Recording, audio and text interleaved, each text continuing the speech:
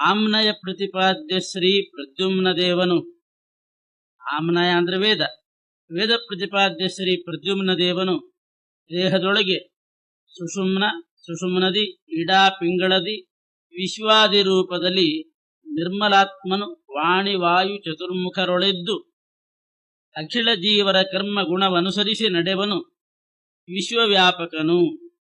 ವೇದ ಪ್ರತಿಪಾದ್ಯನಾದ ಪ್ರದ್ಯುಮ್ನ ಸುಷುಮ್ನ, ಇಡಾನಾಡಿ, ಪಿಂಗಳನಾಡಿ ಪ್ರಧಾನವಾಗಿ ಮೂರು ತಗೊಂಡು. ಇಡಾ ಅಂದ್ರೆ ಎಡಗಡೆದೆಲ್ಲ ಬಂತು, ಪಿಂಗಳನಾಡಿ ಅಂದ್ರೆ ಬಲಗಡೆ ನಾಡಿಗಳಿಗೆಲ್ಲ ಬಂತು, ಮಧ್ಯದ್ದು ಸುಷುಮ್ನ. ಈ ಮೂರು ವಿಭಾಗ ಮಾಡಿ ಇಷ್ಟಾದರೂ ಚಿಂತನೆ ಮಾಡಬೇಕು.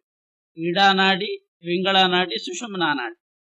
ಇಡಾನಾಡಿಯಲ್ಲಿ ಆ ಪರಮಾತ್ಮ ವಿಶ್ವ, ತೈಜಸ, ಪ್ರಾಜ್ಞ ಅಂತ ಮೂರು ರೂಪ ಇದೆ ಭಗವಂತನಿಗೆ. ಅದು ಇಡಾ ಪಿಂಗಳ, ಸುಷುಮ್ನ, ಇಡಾ ಪಿಂಗಳ ಈ ನಾಡಿಗಳಲ್ಲಿ ವಿಶ್ವ, ತೈಜಸ, ಪ್ರಾಜ್ಞ ನಾಮಕನಾಗಿ ಪರಮಾತ್ಮ ಇದ್ದು ಯಾರಲ್ಲಿರ್ತಾನೆ ಅಂದ್ರೆ ವಾಣಿ ವಾಯು ಬ್ರಹ್ಮದೇವರು. ಸುಷುಮ್ನ ನಾಡಿ, ಇಡಾನಾಡಿ, ಪಿಂಗಳನಾಡಿ, ವಾಣಿ ವಾಯು ಬ್ರಹ್ಮದೇವರಲ್ಲಿ ವಿಶ್ವ, ತೈಜಸ, ಪ್ರಾಜ್ಞ ರೂಪದಿಂದ ಪರಮಾತ್ಮ ಇದ್ದು ಎಲ್ಲ ಜೀವರ ವ್ಯಾಪಾರಗಳನ್ನು ಮಾಡಿಸ್ತಾ ಇದ್ದಾನೆ ಅಂತ ಅದೇ ನಾಡಿ ವಿಚಾರವನ್ನೇ ಮುಂದಿನ ಪದ್ಯದಲ್ಲಿ ತಿಳಿಸಿ. ಇನ್ನು ನಮಗೆ ಸಂಬಂಧಪಟ್ಟಂತಹ ನಮ್ಮ ದೇಹದ ಮೇಲೆ ಪರಿಣಾಮ ಮಾಡತಕ್ಕಂತಹ ಕಾಲದಲ್ಲಿರುವ ಭಗವದ್ ರೂಪಗಳನ್ನು ಹೇಳ್ತಾರೆ. ಕಾಲದ ಪ್ರಭಾವ ದೇಹದ ಮೇಲೆ ಆಗ್ತದೆ. ಒಂದೊಂದು ದಿನ ಕಳೆದಂತೆ, ವರ್ಷ ಕಳೆದಂತೆ ದೇಹ ಶಿಥಿಲ ಆಗ್ತಾ ಬರ್ತದೆ, ಕಾಲದ ಧರ್ಮಕ್ಕೆ ಒಳಗಾಗ್ತದೆ, ವಯೋಧರ್ಮ ಅಂತೀವಿ. ಅದು ಪರಮಾತ್ಮನೇ ಕಾಲದಲ್ಲಿ ನಿಂತುಕೊಂಡು ನಮ್ಮ ದೇಹದ ಮೇಲೆ ಪರಿಣಾಮ ಉಂಟು ಮಾಡ್ತಾನೆ. ಆದ್ರಿಂದ ಕಾಲದಲ್ಲಿ ಚಿಂತನೆ ಮಾಡುವ ರೂಪಗಳು ಅಬ್ದ, ಅಬ್ದಯನ, ಋತುಮಾಸ, ಪಕ್ಷ, ಸುಶಬ್ದದಿಂದಲೇ ಕರೆಸುತ್ತಲಿ, ನೀಲಾಬ್ದ ವರ್ಣ ಅನಿರುದ್ಧನೇ ಮೊದಲ 5 ರೂಪದಲ್ಲಿ, ಹಬ್ಬಿಹನು ಸರ್ವತ್ರದಲ್ಲಿ ಕರುಣಾಬ್ಧಿ 45 ರೂಪದಲ್ಲಿ ಲಭ್ಯನಾಗುವ ನೀಪರ್ಯಧೇನಿಸುವ ಭಕ್ತನಿಗೆ. ಸ್ಥೂಲವಾಗಿ ಹೇಳ್ತಾರೆ, 45 ರೂಪದಿಂದ ಪರಮಾತ್ಮ ಕಾಲದಲ್ಲಿ ನೆಲೆಸಿ ನಮ್ಮ ದೇಹದ ಮೇಲೆ ಪರಿಣಾಮ ಮಾಡ್ತಾನಂತ. ಯಾವುದು 45 ರೂಪ ಅಂದ್ರೆ ಅಬ್ದ. ಅಬ್ದ ಅಂದ್ರೆ ವರ್ಷ ಅಂತ ಅರ್ಥ. ಮೋಡ ಅಂತ ಒಂದು ಅರ್ಥ ಇದೆ. ಅಪ್ಪು ಅಂದ್ರೆ ನೀರು, ದ ಅಂದ್ರೆ ಕೊಡೋದು, ಇಲ್ಲಿ ವರ್ಷ ಅಂತ ಅರ್ಥ. ಅಬ್ದ ಅಂದ್ರೆ ಒಂದು ವರ್ಷದಲ್ಲಿ ಒಂದು ರೂಪದಿಂದ ಇರ್ತಾನೆ, ಒಂದೊಂದು ಸಂವತ್ಸರದಲ್ಲಿ ಒಂದೊಂದು ರೂಪದಿಂದ ಅಬ್ದ. ಅಬ್ದ ಆದ್ಮೇಲೆ ಅದನ್ನ ಒಳಗಿನ ಪ್ರಭೇದಕ್ಕೆ ಬಂದ್ರೆ ಅಯನ. ಒಂದು ಅಬ್ದಕ್ಕೆ 2 ಅಯನ, ಉತ್ತರಾಯಣ, ದಕ್ಷಿಣಾಯನ, ಅಲ್ಲಿ 2 ರೂಪದಿಂದ ಭಗವಂತ ಇರ್ತಾನೆ. ಈಗ ಪ್ರಭವ ಸಂವತ್ಸರದಲ್ಲಿ ಪ್ರಭವ ರೂಪದಿಂದ ಪ್ರಭವ ನಾಮಕನಾಗಿರ್ತಾನೆ. ವಿಭವ ಅನ್ನೋ ಸಂವತ್ಸರದಲ್ಲಿ ವಿಭವ ಅನ್ನೋ ಹೆಸರಿನಿಂದಲೇ ಪರಮಾತ್ಮ ಇರ್ತಾನೆ. ನಾವು ಸಂಕಲ್ಪ ಮಾಡುವಾಗ ಇಂತಿಂಥ ಸಂವತ್ಸರೇ ಅಂತ ಅನ್ನುವಾಗ ಆಯಾ ಸಂವತ್ಸರದ ಹೆಸರಿನಿಂದಲೇನೆ ಪರಮಾತ್ಮ ಒಂದು ರೂಪದಿಂದ ಆ ಸಂವತ್ಸರದಲ್ಲಿ ಇದ್ದಾನೆ ಅಂತ ತಿಳ್ಕೊಳ್ಬೇಕು. ಆಮೇಲೆ ಅಯನಕ್ಕೆ ಬರ್ತೀವಿ. ಅಯನಕ್ಕೆ ಬಂದಾಗ ದಕ್ಷಿಣಾಯನೆ, ಉತ್ತರಾಯಣೆ ಅಂತ ಏನ್ ಹೇಳ್ತೇವೆ, ಅಯನದಲ್ಲಿ ಪರಮಾತ್ಮ ನೆಲೆಸಿದ್ದಾನೆ ಅಂತ ತಿಳ್ಕೊಳ್ಬೇಕು. ಅದು 2 ರೂಪ, ಅಬ್ದ, ಅಯನ. ಋತುಗಳಲ್ಲಿ 6 ರೂಪದಿಂದ ಪರಮಾತ್ಮ ಇದ್ದಾನೆ, ಷಡ್ರೂಪದಿಂದ ಋತುಗಳಲ್ಲಿದ್ದಾನೆ. ವಸಂತ ಅಂದ್ರೆ ವಸಂತ ನಾಮದಿಂದಲೇ ಋತುವಿನಲ್ಲಿರ್ತಾನೆ. ಮಾಸಗಳಲ್ಲಿ 12 ರೂಪದಿಂದ ಇರ್ತಾನೆ. ಚೈತ್ರಾದಿ ಮಾಸಗಳಲ್ಲಿ ತತ್ತನ್ನಾಮನೂ ಉಂಟು, ಬೇರೆ ಬೇರೆ ರೂಪಗಳು ಇತ್ತು. ಪಕ್ಷ 24 ಪಕ್ಷಗಳು ಒಂದು ವರ್ಷಕ್ಕೆ. 24 ಪಕ್ಷಗಳಲ್ಲಿ 24 ರೂಪದಿಂದ ಪರಮಾತ್ಮ ಇದ್ದಾನೆ. ಅಬ್ದ, ಅಯನ, ಋತು, ಮಾಸ, ಪಕ್ಷ ಸುಶಬ್ದದಿಂದಲೇ ಕರೆಸುತ್ತಲಿ ಅಂದ್ರೆ ಅದದೇ ಹೆಸರಿನಿಂದ ಕರೆಸ್ಕೊಳ್ತಾ ನೀಲಾಬ್ದ ವರ್ಣ ಅನಿರುದ್ಧನೇ ಮೊದಲ 5 ರೂಪದಲ್ಲಿ. 5 ಆಯ್ತು. ಸಂವತ್ಸರ, ಅಯನ, ಋತು, ಮಾಸ, ಪಕ್ಷ. ಅದರಲ್ಲಿ ಅನಿರುದ್ಧ, ಪ್ರದ್ಯುಮ್ನ, ಸಂಕರ್ಷಣ, ವಾಸುದೇವ, ನಾರಾಯಣ ರೂಪಗಳು ಒಂದೊಂದು. ಅನಿರುದ್ಧ ಒಬ್ಬನಾಗಿ, ಅಯನದಲ್ಲಿ ಪ್ರದ್ಯುಮ್ನ 2 ಆಗಿ, ಋತುಗಳಲ್ಲಿ ಸಂಕರ್ಷಣ 6 ಆಗಿರ್ತಾನೆ, ವಾಸುದೇವ ಮಾಸದಲ್ಲಿ 12 ಆಗಿರ್ತಾನೆ, ನಾರಾಯಣ ಪಕ್ಷದಲ್ಲಿ 24 ಆಗಿರ್ತಾನೆ. ಈ ರೀತಿ 5 ರೂಪದಲ್ಲಿ ಹಬ್ಬಿಹನು ಸರ್ವತ್ರದಲ್ಲಿ ಕರುಣಾಬ್ಧಿ ಅಂದ್ರೆ ಕರುಣಾ ಸಿಂಧು ಪರಮಾತ್ಮ. ಒಟ್ಟು 45 ಆಯ್ತು ಎಲ್ಲ ಸೇರಿಸಿದ್ರೆ. ಸಂವತ್ಸರದಲ್ಲಿರೋದು 1, ಪ್ರದ್ಯುಮ್ನ 2 ರೂಪದಿಂದ, ಸಂಕರ್ಷಣ 6, ಆಮೇಲೆ ವಾಸುದೇವ 12, ನಾರಾಯಣ 24, ಎಲ್ಲ ಸೇರಿಸಿದ್ರೆ 45 ಆಗ್ತದೆ. 45 ರೂಪದಲ್ಲಿ ಲಭ್ಯನಾಗುವನು ಈ ಪರಿಯಧೇನಿಸುವ ಭಕ್ತರಿಗೆ. ಹೀಗೆ ವರ್ಷಾದಿಗಳ ಅಲ್ಲಿರ್ತಕ್ಕಂತಹ ಪರಮಾತ್ಮ ನಮ್ಮ ಮೇಲೆ ದೇಹದ ಮೇಲೆ ಪರಿಣಾಮ ತೋರಿಸೋದ್ರಿಂದ ಅಲ್ಲಿರುವ ರೂಪಗಳನ್ನು ಹೇಳಿದ್ದಾರೆ. ನೀಲಾಬ್ಧ ವರ್ಣ ಅನಿರುದ್ಧ ಅಂತ ಒಂದು ಸೂಚನೆ ಬೇರೆ ಕೊಟ್ಟಿದ್ದಾರೆ ದಾಸರು. ನೀಲಾಬ್ಧ ವರ್ಣ ಅನಿರುದ್ಧನೇ ಮೊದಲ 5 ರೂಪದಲ್ಲಿ. ನೀಲಾಬ್ಧ ವರ್ಣ ಅಂತಂದಾಗ ಅನಿರುದ್ಧಾದಿ ಪಂಚರೂಪಗಳನ್ನು ಚಿಂತನೆ ಮಾಡುವಾಗ ಅವರ ಬಣ್ಣ ಚಿಂತನೆ ಮಾಡಬೇಕು. ಅನಿರುದ್ಧನ ಬಣ್ಣ ನೀಲ ಬಣ್ಣ, ಅದನ್ನ ಸೂಚನೆ ಕೊಟ್ಟರು. ಅದರಂತೆ 5 ರೂಪಗಳು ಅಂತಂದಾಗ ಅವರಿಗೆ ಬೇರೆ ಬೇರೆ ಬಣ್ಣಗಳಿದೆ. ವಾಸುದೇವ ರೂಪ ಬಿಳಿ ಬಣ್ಣದ್ದು, ಅನಿರುದ್ಧ ರೂಪ ನೀಲವರ್ಣ, ಸಂಕರ್ಷಣ ರೂಪ ವಿಂಗಲ ವರ್ಣ ಅಂತಾರೆ, ಬೂದು ಬಣ್ಣ ಅಂತಾರೆ, ಪ್ರದ್ಯುಮ್ನ ಹರಿತ ಅಂದ್ರೆ ಪಚ್ಚೆ, ನಾರಾಯಣ ಲೋಹಿತ ರೂಪ ಕೆಂಪು ರೂಪ. ಹೀಗೆ ಪಂಚರೂಪಗಳು, ಪಂಚವ್ಯೂಹಕ್ಕೆ 5 ಬಣ್ಣಗಳಿದೆ. ಅಂಥ ಬಣ್ಣ ಅದರಿಂದ ಕೂಡಿದ ಆ ಪರಮಾತ್ಮ 45 ರೂಪದಿಂದ ನೆಲೆಸಿದ್ದಾರೆ. ಮುಂದೆ ದಿವಸಗಳಲ್ಲಿರ್ತಕ್ಕಂಥ ಪರಮಾತ್ಮನ ರೂಪಕ್ಕೆ ಬರ್ತಾರೆ. ಈಗ ಸಂವತ್ಸರ ಆಯ್ತು, ಅದರ ಕೆಳಗಿನ ಪ್ರಭೇದ ಅಯನ, ಅದರ ಒಳಗಿನ ಪ್ರಭೇದ 6 ಋತುಗಳು, 6 ಋತುಗಳು, ಅದರ ಒಳಗಿನ ಪ್ರಭೇದ ಮಾಸ 12 ಮಾಸ, 12 ಮಾಸಕ್ಕೆ 24 ಪಕ್ಷ. ಇನ್ನು ಒಂದೊಂದು ಪಕ್ಷಕ್ಕೆ 15 ತಿಥಿ, ಒಂದು ಮಾಸಕ್ಕೆ 30 ತಿಥಿಗಳಾಗ್ತದೆ, 30 ದಿವಸ ಆಗ್ತದೆ. ಆ ದಿವಸಗಳಲ್ಲಿರೋ ಭಗವದ್ ರೂಪ ಅದರ ಬಗ್ಗೆ ವಿಚಾರ ಹೇಳ್ತಾರೆ. 5 ರೂಪಾತ್ಮಕನು 25 ರೂಪದಲ್ಲಿಪ್ಪ, ಮತ್ 15 ತಿಥಿ 24ರಿಂದ ಪೆಚ್ಚಿಸಲು 5 60 6 ದಿವಸಾಶ್ವಯನೊಳಗೆ ಮನತೊಯ್ದ ಬಗೆ ತಾಪತ್ರಯದ ಮಹದೋಷವೆಲ್ಲಿಹದು. ಅನಿರುದ್ಧ, ಪ್ರದ್ಯುಮ್ನ, ಸಂಕರ್ಷಣ, ವಾಸುದೇವ, ನಾರಾಯಣ ಅಂತ 5 ರೂಪ ಇದೆ. ಇದೇ 5 ರೂಪಿಯಾದ ಪರಮಾತ್ಮ 25 ಆಗ್ತಾನಂತೆ. ಮತ್ತೆ ಅಂದ್ರೆ ಕೇವಲ ಮೂಲ ರೂಪ 5, ಅನಿರುದ್ಧ ಮತ್ತೆ 5 ಆಗ್ತಾನೆ. ಅನಿರುದ್ಧ ಅಂತ 1, ಮತ್ತೆ 5 ಅಂತ ಅಂದ್ರೆ ಅನಿರುದ್ಧ ಅನಿರುದ್ಧ ಪ್ರದ್ಯುಮ್ನ, ಅನಿರುದ್ಧ ಸಂಕರ್ಷಣ, ಅನಿರುದ್ಧ ವಾಸುದೇವ, ಅನಿರುದ್ಧ ನಾರಾಯಣ. ಹಾಗೆ ಪ್ರದ್ಯುಮ್ನಿಗೆ ಬಂದಾಗ ಪ್ರದ್ಯುಮ್ನ ಅಂತ ಒಂದು ಪ್ರತ್ಯೇಕ ಮೂಲ ರೂಪ, ಅದು 5 ಆಗ್ತದೆ. ಅಂದ್ರೆ ಪ್ರದ್ಯುಮ್ನಿಂದ ಅಭಿವ್ಯಕ್ತ ಆಗಿ ಅನಿರುದ್ಧ ರೂಪ ಬರ್ತದೆ, ಅದು ಪ್ರದ್ಯುಮ್ನ ಅನಿರುದ್ಧ, ಪ್ರದ್ಯುಮ್ನ ಸಂಕರ್ಷಣ, ಪ್ರದ್ಯುಮ್ನ ವಾಸುದೇವ, ಪ್ರದ್ಯುಮ್ನ ನಾರಾಯಣ. ಅದೇ ರೀತಿ ಅನಿರುದ್ಧ ಪ್ರದ್ಯುಮ್ನ ಸಂಕರ್ಷಣಕ್ಕೆ ಬಂದಾಗ ಸಂಕರ್ಷಣ, ಮತ್ತೆ ಸಂಕರ್ಷಣ ಅನಿರುದ್ಧ, ಸಂಕರ್ಷಣ ಪ್ರದ್ಯುಮ್ನ, ಸಂಕರ್ಷಣ ವಾಸುದೇವ, ಸಂಕರ್ಷಣ ನಾರಾಯಣ ಅಂತ ಹೀಗೆ ಮಾಡಿದರೆ 30 ರೂಪ. 5 ರೂಪಾತ್ಮಕನು 25 ರೂಪದಲ್ಲಿಪ್ಪ ಅಂದ್ರೆ ಒಟ್ಟು 30 ರೂಪ ಆಯ್ತು. ಅದು ಒಂದೊಂದು ತಿಥಿಯಲ್ಲಿ ಒಂದೊಂದು ರೂಪ ಹಾಗೆ ಬರ್ತದೆ. ಸಂಕಲ್ಪ ಮಾಡುವಾಗ ಇಂಥ ಸಂವತ್ಸರ, ಇಂಥ ಆಯನ, ಇಂಥ ಋತು, ಇಂಥ ಮಾಸ, ಇಂಥ ಪಕ್ಷ, ಇಂಥ ತಿಥಿ ಅಂತ ಹೇಳುವಾಗ ಅಷ್ಟು ಭಗವದ್ ರೂಪಗಳೇ ಅದರಲ್ಲಿರೋದು. ಆಯಾ ನಾಮದಿಂದ ಭಗವದ್ ರೂಪಗಳ ಚಿಂತನೆ ಮಾಡಬೇಕಂತೆ ಕಾಲನಾಮಕ ಭಗವಂತನ. ಈಗ 30 ತಿಥಿಗಳಲ್ಲಿ ಪಂಚರೂಪಿ ಪರಮಾತ್ಮ ಒಂದೊಂದು 5 ಅಂಶ ಆಗಿ 5 ಮೂಲ ರೂಪ ಸೇರಿಸಿದ್ರೆ ಒಂದೊಂದು 5 ಆದಾಗ 25 ಆಯ್ತು. ಮೂಲ ರೂಪ 5 ಇಟ್ಟುಕೊಂಡ್ರೆ 30 ಆಯ್ತು. ಹೀಗೆ ತಿಥಿಗಳಲ್ಲಿ ಇರ್ತಾರೆ. ಒಟ್ಟು ವರ್ಷಕ್ಕೆ ಆಗುವಾಗ 360 ದಿನಗಳಾಗ್ತದೆ. ಅದರಲ್ಲೂ ಚಿಂತನೆ ಮಾಡಬೇಕು ಅಂತಾರೆ.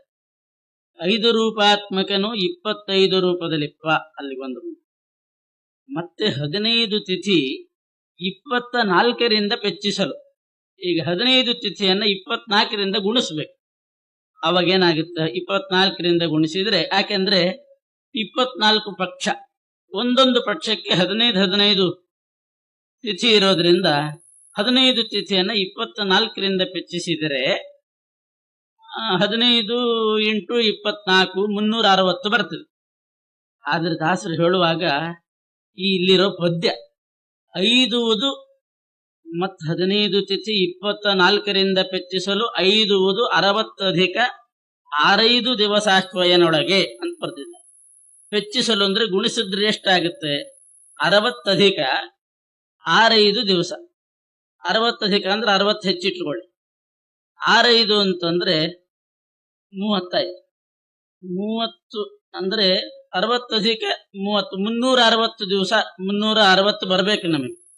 60 6 ದಿವಸ ಅಂತಂದ್ರೆ 360 ಅನ್ನೋ ಸಂಖ್ಯೆ ಬರೋದಿಲ್ಲ.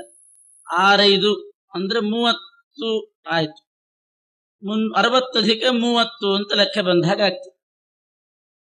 ಅದು ಆ ಪದ್ಯ ಸ್ವಲ್ಪ ಬಹಳ ಗೊಂದಲದಲ್ಲಿದೆ. ವ್ಯಾಖ್ಯಾನಕಾರರೆಲ್ಲ ಬರೆದಿದ್ದಾರೆ, ಬೇರೆ ಬೇರೆ ತರ ತಿದ್ದಿದ್ದಾರೆ ಅಂತ ಬರೆದಿದ್ದಾರೆ. ಪದ್ಯ ಓದಿ. 24 60 ಅಧಿಕ 300 ಅಂತ ತಿದ್ದಿದ್ದಾರೆ. ಇಲ್ಲೇನ್ ಬರ್ದಿದ್ದಾರೆ ಅಂದ್ರೆ 65 300 ಎಂದು ತಿದ್ದಿರುವರು. ಇದು ಮಾತ್ರಾಗಣ 14 ಮಾತ್ರಕ್ಕೆ ಹೆಚ್ಚಾಗುತ್ತದೆ, ಒಂದು ಅಕ್ಷರ ಹೆಚ್ಚಾಗ್ತದೆ ಮಾತ್ರಾಗಣಕ್ಕೆ ಅಂತ ಬರೀತಾರೆ. 360 ಸಿಗ್ಬೇಕು ನಮಗೆ.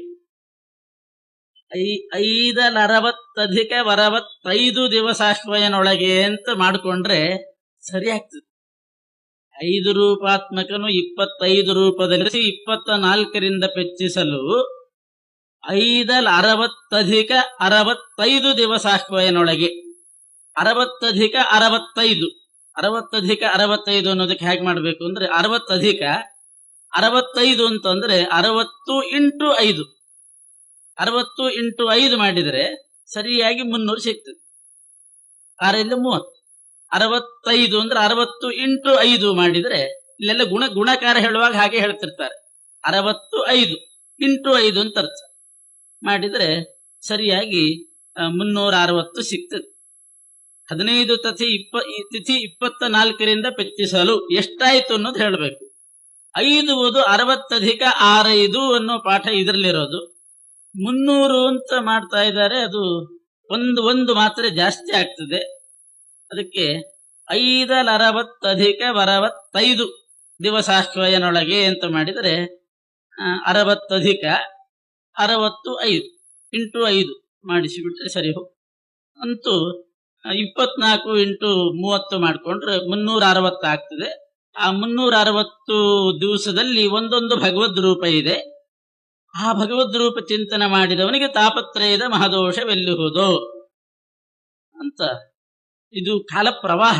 ಭಗವಂತನ ಒಂದೊಂದು ದಿವಸದಲ್ಲಿ ಒಂದೊಂದು ರೂಪ ಬರ್ತದಂತೆ. ಒಂದೊಂದು ದಿವಸಕ್ಕೆ ನಿಯಾಮಕವಾಗಿ ಒಂದೊಂದು ರೂಪ ಬರ್ತದೆ. 2-3 ಪಾಠ ಕೊಟ್ಟಿದ್ದಾರೆ. ಹೀಗೂ ಮಾಡಬಹುದು. 60 ಅಧಿಕ 65 ದಿವಸ 65 ಅಂತಂದ್ರೆ 30, 60 ಇಂಟು 30 ಅದು ಸರಿ ಹೋಗುದು. ಅದಕ್ಕೆ ಈ ರೀತಿ ಇಟ್ಟುಕೊಂಡ್ರೆ ಆಗ್ತದೆ.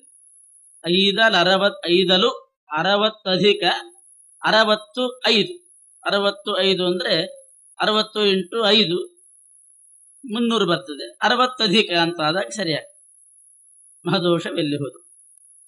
ಒಟ್ಟಿನಲ್ಲಿ ಇನ್ನೂ ಕೆಳಗಡೆ ಬರ್ತಾರೆ. ಸಂವತ್ಸರದಿಂದ ಚಿಂತನೆ ಮಾಡ್ತಾ ತಿಥಿಯವರೆಗೆ ಬರ್ತೀವಿ. ನಾವು ಸಂಕಲ್ಪದಲ್ಲಿ ಹೇಳುವಾಗ ತಿಥಿಗೆ ಮುಗಿಸಿ ಬಿಡ್ತೀವಿ.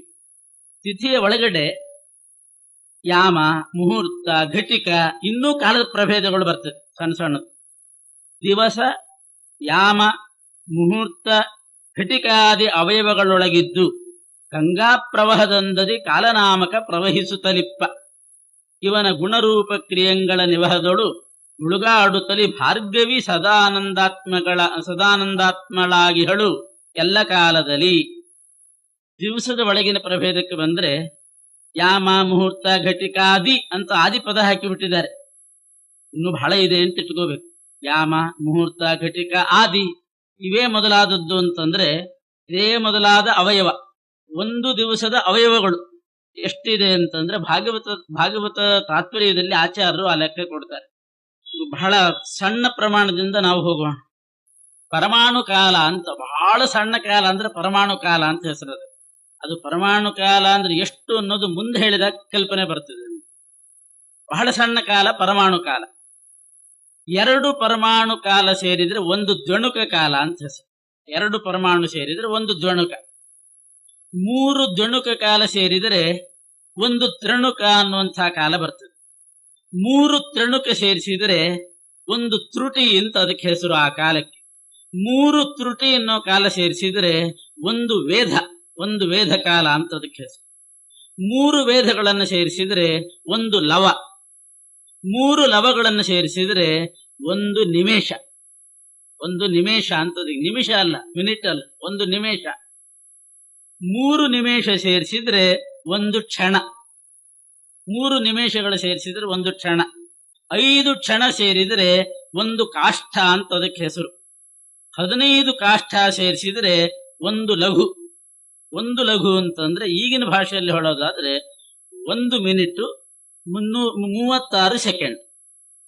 1 ಮಿನಿಟ್ 36 ಸೆಕೆಂಡಿಗೆ ಒಂದು ಲಘು ಅಂತ ಹೆಸರು.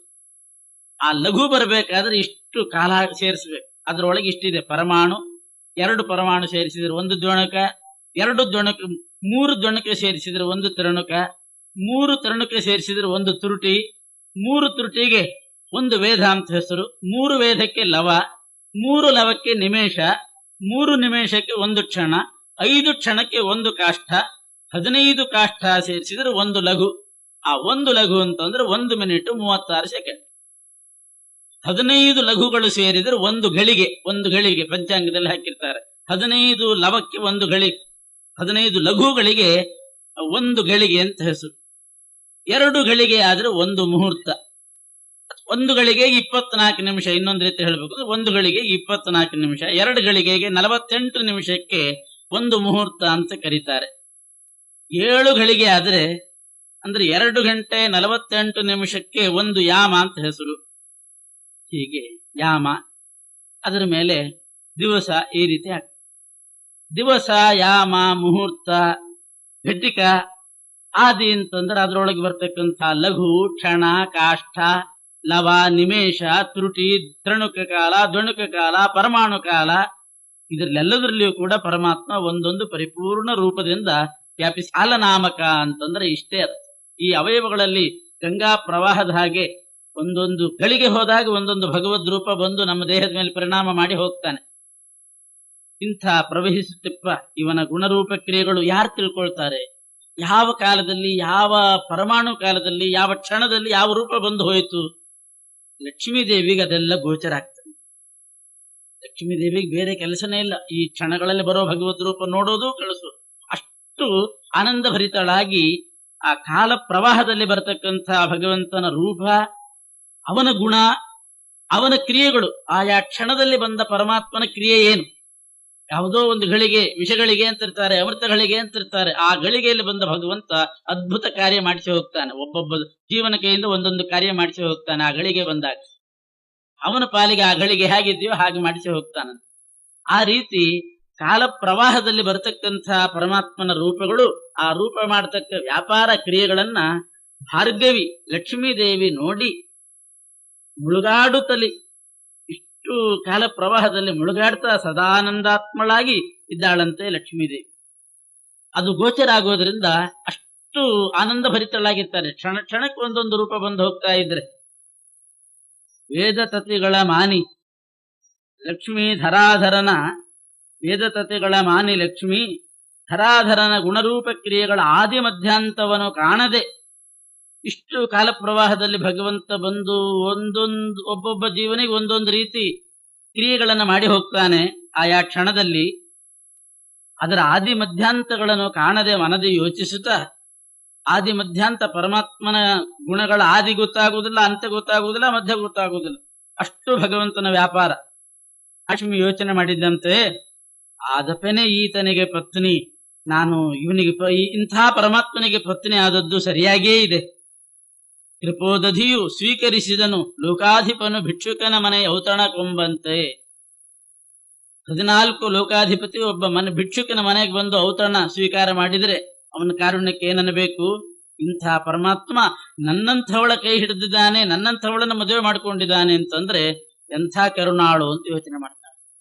ತನ್ನನ್ನ ಭಿಕ್ಷುಕನಿಗೆ ಹೋಲಿಸಿಕೊಂಡು ಲಕ್ಷ್ಮೀದೇವಿ, ಪರಮಾತ್ಮ 14 ಲೋಕದ ಒಡೆಯ ದೊಡ್ಡ ಚಕ್ರವರ್ತಿ, ನಾನೊಬ್ಬ ಭಿಕ್ಷುಕಳಿದ್ದ ಹಾಗೆ, ಚಕ್ರವರ್ತಿ ಭಿಕ್ಷುಕನ ಮನೆಗೆ ಔತಣಕ್ಕೆ ಬಂದ್ರೆ ಹೇಗೋ ಹಾಗೆ ಪರಮಾತ್ಮ ನನ್ನನ್ನ ಪತ್ನಿಯನ್ನಾಗಿ ಸ್ವೀಕಾರ ಮಾಡಿದ್ದಾನೆ, ನನ್ನ ಭಾಗ್ಯ ಇದು ಅಂತ ಲಕ್ಷ್ಮೀದೇವಿ ಹೆಮ್ಮೆ ಪಡ್ತಾಳಂತ. ಅಂದ್ರೆ ಎಷ್ಟು ಗುಣ ಚಿಂತನೆ ಮಾಡಬಹುದು ಲಕ್ಷ್ಮೀದೇವಿ, ಅದನ್ನ ಪರಮಾತ್ಮನಲ್ಲಿ ಎಷ್ಟು ಗುಣ ಇರಬಹುದು, ಅದಕ್ಕೆ ಒಂದು ಕಲ್ಪನೆ ಮುಂದಿನ ಪದ್ಯದಲ್ಲಿ ಬಹಳ ಅದ್ಭುತವಾದ ರೀತಿಯಲ್ಲಿ ಒಂದು ಯೋಚನೆ ಮಾಡಿಕೊಡಿಸ್ತಾ ಇದ್ದಾರೆ ದಾಸರು. ಪರಮಾತ್ಮನ ಎಷ್ಟು ಗುಣಗಳು, ಅದಕ್ಕೆ ಅವ್ರು ಹೇಳೋ ಕ್ರಮ ಲೆಕ್ಕ ನೋಡಿ. ಕೋವಿದರು ಚಿತ್ತೈಸುವುದು ಶ್ರೀದೇವಿಯೊಳಗೆ ನಿಖಿಲ ಗುಣ ತೃಣಜೀವರಲ್ಲಿ ಕಲ್ಪಿಸಿ. ಜ್ಞಾನಿಗಳು ಹೀಗೆ ಮಾಡಬೇಕಂತ. ಲಕ್ಷ್ಮೀದೇವಿಗೆ ಎಷ್ಟು ಗುಣ ಇದೆ, ಎಷ್ಟು ಆನಂದ ಇದೆ ಲಕ್ಷ್ಮೀದೇವಿಗೆ, ಎಷ್ಟು ಜ್ಞಾನ ಇದೆ ಲಕ್ಷ್ಮೀದೇವಿಯಲ್ಲಿ, ಎಷ್ಟು ಶಕ್ತಿ ಇದೆ. ಅದನ್ನ ಒಂದು ತೃಣಜೀವಕ್ಕೆ ಹಾಕ್ಬೇಕಂತ. ಲಕ್ಷ್ಮೀ ದೇವಿಲಿ ಎಷ್ಟಿದೆ ಅನ್ನೋದು ಒಂದು ಕಲ್ಪನೆ ಕೊಡ್ತೀನಿ. ಮೊದಲು ಎಷ್ಟಿದೆ ಅಂತಂದ್ರೆ ಮನುಷ್ಯರ ಲೆಕ್ಕ ತಗೊಳ್ಳಿ. ಮೊದಲು ಮನುಷ್ಯೋತ್ತಮರು ಅಂತ ಮುಕ್ತಿ ಜೀವರಲ್ಲಿ ಕೊನೆಯವರು ಅವರು 5 ರೀತಿ ಇದ್ದಾರೆ. ದೇವತೆಗಳು, ಋಷಿಗಳು, ಪಿತೃಗಳು, ಚಕ್ರವರ್ತಿಗಳು, ಮನುಷ್ಯೋತ್ತಮರು ಅಂತ ಸ್ಥೂಲವಾದ 5 ಗುಂಪು. ಅದರಲ್ಲಿ ಈ ಮನುಷ್ಯೋತ್ತಮರು ಅಂತ ಏನಿದ್ದಾರೆ ಅವರ ಆನಂದ 100 ಆನಂದ ಲೆಕ್ಕ ಹಾಕಿದರೆ ಒಬ್ಬ ಮನುಷ್ಯೋತ್ತಮನಿಗೆ ಒಂದು 100 ಆನಂದ ಇದೆ ಅಂತ ಭಾವಿಸ್ರಿ, ಅಥವಾ 100 ಶಕ್ತಿ ಇದೆ, 100 ಜ್ಞಾನ ಇದೆ ಅಂತ ಆದ್ರೆ ಅದು ಮನುಷ್ಯ ಗಂಧರ್ವರಿಗಾಗುವಾಗ 1 ಅಂತ ಲೆಕ್ಕ. ಮನುಷ್ಯೋತ್ತಮರ 100 ಜ್ಞಾನ ಮನುಷ್ಯ ಗಂಧರ್ವರಿಗೆ 1. ಮನುಷ್ಯ ಗಂಧರ್ವರ 100 ಆನಂದ ದೇವಗಂಧರ್ವರು ಅಂತಿದ್ದಾರೆ ಅವ್ರ ಮೇಲೆ, ಅವರಿಗೆ 1 ಲೆಕ್ಕ. ದೇವಗಂಧರ್ವರ 100 ಆನಂದ ಪಿತೃದೇವತೆಗಳ 1 ಆನಂದ. ಪಿತೃದೇವತೆಗಳ 100 ಜ್ಞಾನ ಅಥವಾ ಶಕ್ತಿ ಅದು ಅಜಾನಜ ದೇವತೆಗಳ 1 ಆನಂದಕ್ಕೆ ಸಮಾನ. ಅಜಾನಜ ದೇವತೆಗಳ 100 ಜ್ಞಾನ ಕರ್ಮದೇವತೆಗಳ 1 ಆನಂದಕ್ಕೆ ಸಮಾನ. ಕರ್ಮದೇವತೆಗಳ 100 ಆನಂದ ದೇವತೆಗಳು ಅಂತ ಬರ್ತಾರೆ, ಕರ್ಮಜ ದೇವತೆಗಳ ಮೇಲೆ ದೇವತೆಗಳು, ಅವರಿಗೆ 1ಕ್ಕೆ ಸಮಾನ. ದೇವತೆಗಳ 100 ಆನಂದ ದಕ್ಷ ಪ್ರಜಾಪತಿಯ 1 ಆನಂದ ಅಥವಾ 1 ಜ್ಞಾನಕ್ಕೆ ಸಮಾನ. ದಕ್ಷ ಪ್ರಜಾಪತಿಯ 100 ಇಂದ್ರದೇವರಿಗೆ 1 ಸಮಾನ. ಇಂದ್ರದೇವರ 100 ಜ್ಞಾನ ರುದ್ರದೇವರ 1 ಜ್ಞಾನಕ್ಕೆ ಸಮಾನ. ರುದ್ರದೇವರ 100 ಚತುರ್ಮುಖ ಬ್ರಹ್ಮದೇವರ 1ಕ್ಕೆ ಸಮಾನ. ಚತುರ್ಮುಖ ಬ್ರಹ್ಮದೇವರ 1,000,000 ಜ್ಞಾನ ಲಕ್ಷ್ಮೀ ದೇವಿಯ 1ಕ್ಕೆ ಸಮಾನ. ಇದೆಲ್ಲಿಂದ? ಮನುಷ್ಯೋತ್ತಮರಿಂದ ಆರಂಭ ಮಾಡಿಕೊಂಡ್ರೆ 100 ಹೆಚ್ಚುತ್ತಾ ಹೆಚ್ಚುತ್ತಾ ಹೆಚ್ಚುತ್ತಾ ಗುಣಿಸ್ತಾ ಬಂದಾಗ ಬ್ರಹ್ಮದೇವರಿಗೆ ಬಂತು. ಆ ಬ್ರಹ್ಮದೇವರ 1,000,000 ಜ್ಞಾನ ಇದ್ರೆ ಅದು ಲಕ್ಷ್ಮೀ ದೇವಿಗೆ 1. ಇಷ್ಟು ಮಾಡಿಕೊಂಡ್ರ ಆ ಲಕ್ಷ್ಮೀ ದೇವಿಯ ಜ್ಞಾನ ಏನಿದೆ, ಶಕ್ತಿ ಏನಿದೆ, ಆನಂದ ಏನಿದೆ, ಅದನ್ನೆಲ್ಲ ಮತ್ತೆ ಒಂದು ತೃಣಜೀವಕ್ಕಿದೆ ಅಂತ ಭಾವಿಸ್ಬೇಕಂತ. ಇರೋದಿಲ್ಲ, ಅಷ್ಟು ಒಂದು ತೃಣಜೀವಕ್ಕೆ, ಅಲ್ಪವಾದ ತೃಣಜೀವಕ್ಕಿದೆ ಅಂತ ಭಾವಿಸ್ರಿ. ಅದರ ಆನಂದ ಇಷ್ಟು ಅಂತ ಮಾಡಿ ಮನುಷ್ಯರಿಗೆ ಬರಬೇಕು. ಆ ಮನುಷ್ಯರ ಆ 100 ಜ್ಞಾನ ಏನಾಗುತ್ತೆ, ಮತ್ತೆ ಮನುಷ್ಯ ಗಂಧರ್ವರಿಗೆ 1ಕ್ಕೆ ಈಕ್ವಲ್ ಆಗ್ತದೆ. ಆ ಮನುಷ್ಯ ಗಂಧರ್ವರ 100 ದೇವಗಂಧರ್ವರ 1ಕ್ಕೆ ಈಕ್ವಲ್ ಆಗ್ತದೆ. ಹೀಗೆ ಪುನಃ ಗುಣಿಸ್ತಾ ಲಕ್ಷ್ಮೀ ದೇವಿಗೆ ಬರೀ ಬ್ರಹ್ಮದೇವರಿಗೆ ಹಾಕೊಂಡು ಮತ್ತೆ ಇದೇ ರೀತಿಯಿಂದ ಗುಣಿಸ್ತಾ ಬರ್ಬೇಕಂತೆ. ಸಾಕಾಗುವ ತನಕ ಗುಣಿಸ್ರಿ, ಇಡೀ ಆಯುಷ್ಯ ಪೂರ್ತಿ ಗುಣಿಸ್ರಿ. ಹಾಗೆ ಲಕ್ಷ್ಮೀ ದೇವಿಗೆ ಬರಬೇಕು. ಆ ಲಕ್ಷ್ಮೀ ದೇವಿಯ ಮೊತ್ತ ಏನು ಸಿಗ್ತದೆ ಮತ್ತೆ ತೃಣಜೀವಕ್ಕೆ ಹಾಕಬೇಕು. ಮತ್ತೆ ಇದೇ ರೀತಿಯಿಂದ ಗುಣಿಸ್ತಾ ಬರ್ಬೇಕಂತೆ. ಸಾಕಾಗುವ ತನಕ ಗುಣಿಸ್ರಿ, ಇಡೀ ಆಯುಷ್ಯ ಪೂರ್ತಿ ಗುಣಿಸ್ರಿ. ಹಾಗೆ ಲಕ್ಷ್ಮೀ ದೇವಿಗೆ ಬರಬೇಕು. ಆ ಲಕ್ಷ್ಮೀ ದೇವಿಯ ಮೊತ್ತ ಏನು ಸಿಗ್ತದೆ ಮತ್ತೆ ತೃಣಜೀವಕ್ಕೆ ಹಾಕಬೇಕು. ಮತ್ತೆ 800, ಆ 100ಕ್ಕೆ 800 ಬಂದದ್ದಕ್ಕೆ ಮತ್ತೆ 800, ಆ ಮೊತ್ತಕ್ಕೆ ಮತ್ತೆ 800, ಹೀಗೆ ಗುಣಿಸಿ ಗುಣಿಸಿ ಬ್ರಹ್ಮದೇವರಿಗೆ ಬರಬೇಕು.